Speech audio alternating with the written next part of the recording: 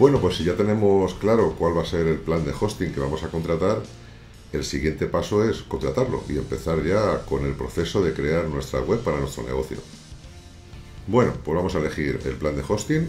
Habíamos quedado en que era hosting WordPress, el más adecuado. Y dentro de los disponibles, elegimos el Startup. Lo primero que nos pregunta es el dominio. Dura decisión. Y aquí hay varias teorías y bueno, vamos a comentarlo. Puede ser que ya tengas un dominio, en cuyo caso simplemente lo pones y ya lo has registrado y continuamos. Pero el problema está cuando no lo tienes. No tienes un dominio, quieres registrar un dominio. ¿Qué va a teclear la gente para llegar a la web de tu negocio? Hay dos opciones naturales, por decir de alguna manera. Una, ponerle el nombre de tu negocio final, cómo se va a llamar de cara al cliente, y otro, ponerle el dominio, el nombre de la empresa que hayas registrado. ¿Hay alguno mejor que otro? Bueno, lo ideal sería que el nombre de tu negocio visible para los clientes fuera el mismo que de tu empresa, pero no siempre es posible.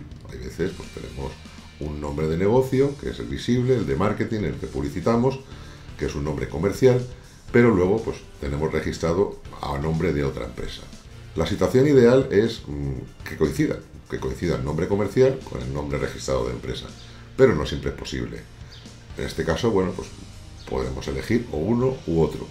Mi consejo es que para la web siempre elijas aquello que se parezca al nombre del negocio, lo más posible, lo más cercano al nombre de tu negocio, al nombre visible, al nombre comercial.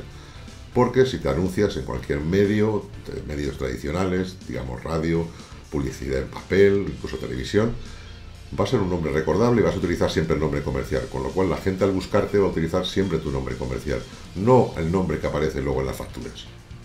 Sería simplemente poner en este campo cuál es el dominio elegido y comprobar a ver si está disponible, que es el siguiente problema que nos podemos encontrar. Pero antes, una decisión adicional. ¿Qué extensión? Los dominios, sabes que pueden ser .com, .es y un montón de extensiones más. Aquí tienes un ejemplo. Los más populares son para España el .es, pero luego el .cat, .e, .com, etc. Luego hay algunos específicos por países, otros países que no España, y luego están los genéricos, que también están muy de moda, .online, .shop, etc. Mi consejo, que reserves siempre dentro de lo posible el .com como el genérico, el que todo el mundo asocia a que es el principal de cualquier negocio, y para España el .es. Si no está disponible alguno de los dos, bueno, pues contratas uno siempre y cuando no haya un conflicto de marca con otra empresa, que es algo que deberías investigar pues, en un proceso separado. ¿Tiene alguna ventaja el .es sobre el .com o viceversa? Por defecto, Google, si los dominios están asociados a país, bueno, pues va a priorizar las búsquedas desde ese país. Pero tampoco pasa nada si tienes que elegir, por ejemplo, un .com, más genérico, y todos tus productos o servicios los diriges a los usuarios de ese país. Al final no habría gran diferencia en cuanto a los resultados de búsqueda, con lo cual no es tan relevante.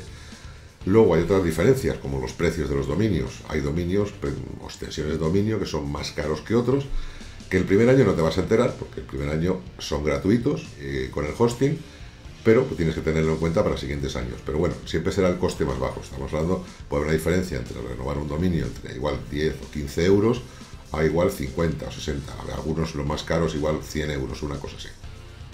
Dicho esto, la elección puede ser perfectamente un .es o un .com y a ser posible registrar también el adicional. Por ejemplo, si registras como dominio principal el .es, también registrar el .com y luego redirigirlo al .es o viceversa. Y a partir de aquí, pues hacer la comprobación de a ver si está disponible.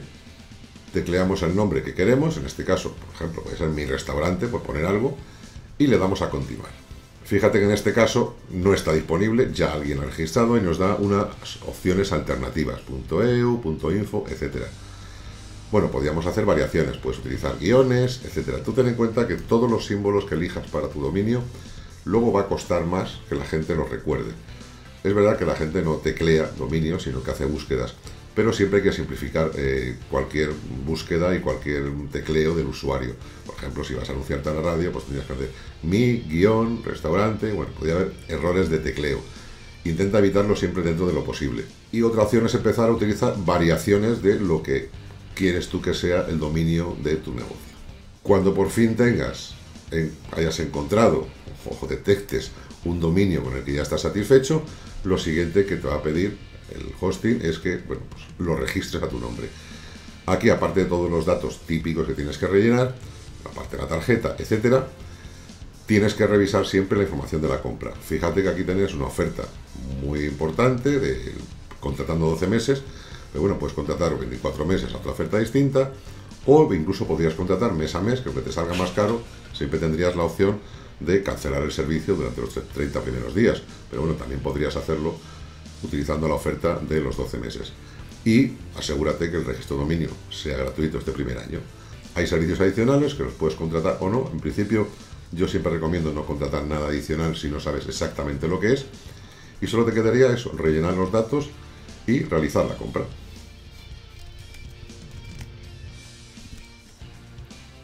Por último, confirmamos las condiciones del servicio y si queremos recibir información y actualizaciones.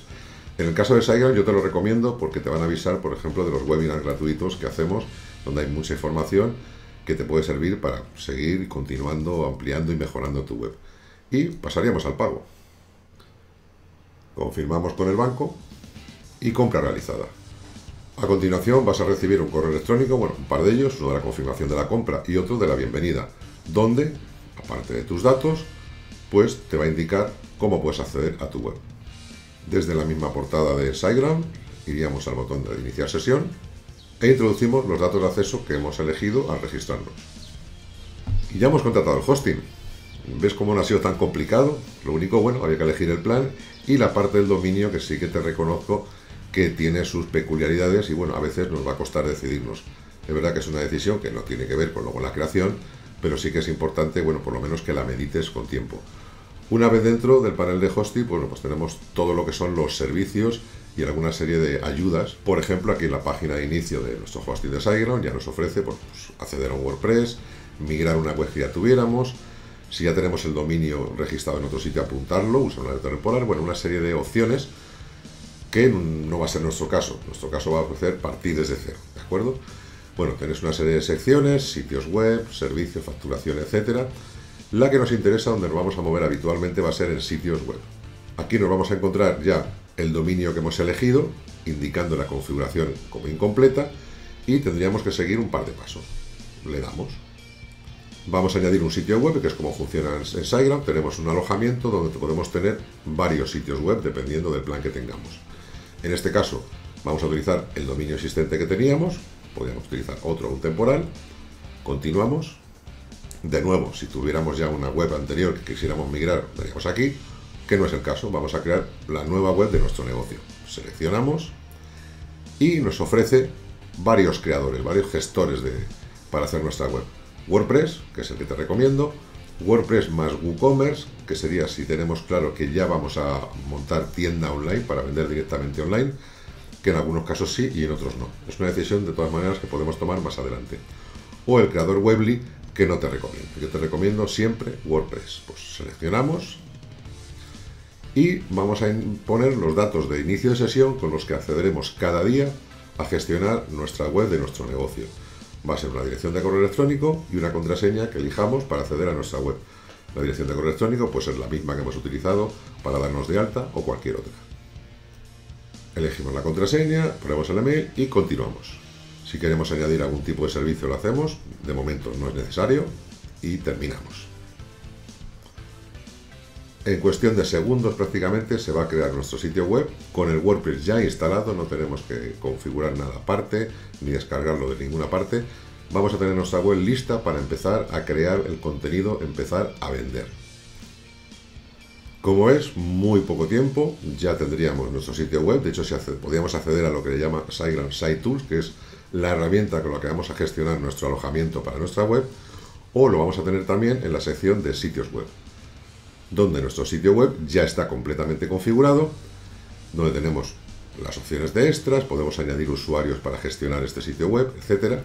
Bueno, lo más importante es que tenemos aquí es un plan de hosting y el acceso a Site Tools, donde vamos a gestionar absolutamente todo lo relacionado con nuestra web, desde la seguridad, el rendimiento, la velocidad, las opciones de configuración más importantes e incluso el acceso directo a nuestra web WordPress.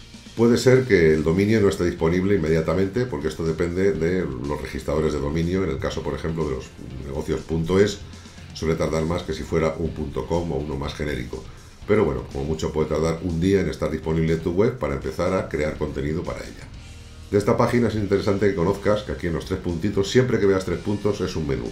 En este caso podemos transferir la propiedad, eliminarla, ver los detalles del servidor, que sería como acceder a los servicios, donde vamos a tener el plan de hosting que podríamos ampliar. Esto era muy importante, lo vimos en el capítulo sobre qué plan de hosting elegir, donde en cualquier momento que veamos la necesidad podríamos mejorar y cambiar a un hosting compartido superior o incluso a un hosting cloud, donde podríamos incluso seleccionar los recursos que vamos a utilizar.